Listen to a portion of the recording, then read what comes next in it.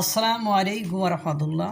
আমি বলবো না, কিছু বলবো না, আবার না বলেও তো থাকতে পারছি না। ইনকলাব মঞ্চ, এই ইনকলাব মঞ্চের একটা লিডার আছে, দেখবেন অধিকাংশ সময় কালো পাঞ্জাবি পরে, মাথায় ঝাঁকড়া চুল, বিশাল বক্তব্য দেয়। মানে সে মানে ল্যাংটা করা বক্তব্য আর কি। ইনারা হলো ওই পিনাকি দাদার, পিনাকি ভট্টাচার্যের অনুসারী। একটু আগে দেখলাম ওই যে অপরাজেয় বাংলা, ঢাকা ইউনিভার্সিটির অপরাজেয় বাংলার সামনে লাল ছুরি হাতে নিয়ে মাইকে বলছে, আজকে আমরা স্বরাষ্ট্র উপদেষ্টার হাতেই লাল ছুরি পরাতে যাব।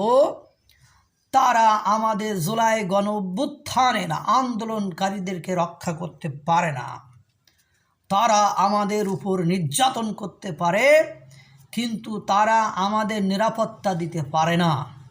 এজন্য আপনারা এই যে লাল ছুরি দেখেন, লাল ছুরি আছে, এই যে লাল ছুরি দেখেন, স্বরাষ্ট্র উপদেষ্টার হাতে এই লাল ছুরি পরাইতে যাব। কেমনটা লাগে রে ভাই, ভাই রে ভাই, ওদের মানে ওরা মানে মানে এমন একটা পর্যায়ে চলে গেছে, মানে 71-এর মুক্তিযোদ্ধারা হয়তো বা এত মানে উত্তেজিত বা এতটা উদ্গ্রীব বা এতটা মানে মানে এতটা ছিল না। আমার যা মনে হয় যে ওদের যে অ্যাক্টিভিটিস বা ওদের যে কর্মকাণ্ড সেটা মানে পাগল পাড়া কর্মকাণ্ড। মানে সে বলারও না, মানে কাউকে সম্মান করছে না, কাউকে মানে যে কোনো জিনিসের একটা সিস্টেম আছে, তো সেই সিস্টেমের বাইরে যে জুলাই গণঅভ্যুত্থানের আন্দোলনকারীদেরকে কারা হামলা করছে, জুলাই গণঅভ্যুত্থানে যারা আন্দোলন করছে তারা আজ পর্যন্ত যত বড় বড় অকারেন্স ঘটেছে সব নিজেদের ভেতরে হয়েছে, তারা নিজেদের ভেতরে মারামারি করছে। ওদের সাথে তো অন্য কেউ মারামারি করছে। বড় ধরনের অকারেন্স আপনারা এই 6 মাসে একটাও দেখাতে পারেন? বরং ওরাই ওদের বৈষম্য কমিটির ভেতরে নিয়ে পিটাচ্ছে, ওরাই বিভিন্ন জায়গায় কমিটি দিয়ে মারামারি করতেছে, এটাই তো ওদের চরিত্র। আর একজন দেখলাম মাইক নিয়ে, আর একজন পেছন থেকে গলায় দড়ি ঝুলায় বলতেছে, যদি জুলাই গণঅভ্যুত্থানের আমাদেরকে স্বীকৃতি না দেওয়া হয় তাহলে আমি আত্মহত্যা করব, এবং আমি আত্মহত্যা করলে আমার লাশ যেন পোস্টমর্টম না করা হয়। এই হলো অবস্থা।